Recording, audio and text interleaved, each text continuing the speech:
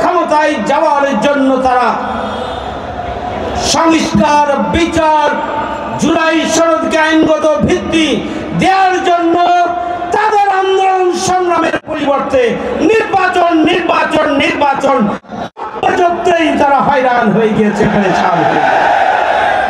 বিচার এবং সংস্কার ছাড়া কোনো নির্বাচন নয়। জুলাই সনদ এবং ঘোষণাপত্রের আইনগত এবং সাংবিধানিক ভিত্তি ছাড়া আগামী দিনে কোনো নির্বাচন নয়। পিআর পদ্ধতির মাধ্যমে জনগণের ভোটের যথাযথ মূল্যায়ন নিশ্চিত করার জন্য সরকারকে পদক্ষেপ গ্রহণ করতে হবে। কোন রাজনৈতিক দল কি বলল আর তারা কত মোটার কত তাজা সেই দিকে সরকার খেয়াল করবেন না।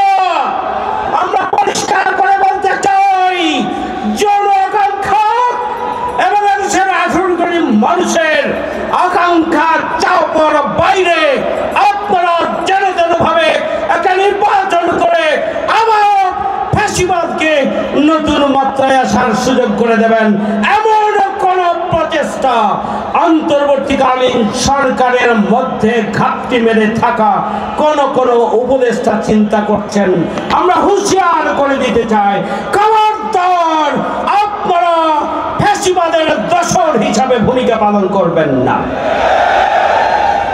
রাষ্ট্রের বিভিন্ন রন্ধ্রে রন্ধ্রে ফ্যাসিবাদের দোসর রয়েছে, সমাজের রন্ধ্রে রন্ধ্রে ফ্যাসিবাদের দোসর রয়েছে।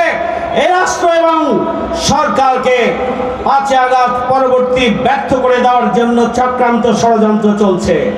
এদেশের জনগণ 24শে জুলাইয়ের আগে 17.5 বছরে জীবনের তাজা রক্ত দিয়ে আন্দোলন সংগ্রাম করে জুলাই আগস্টের আন্দোলনের মাধ্যমে 5 আগস্টের সফল গণঅভ্যুত্থান সংগঠিত করেছে।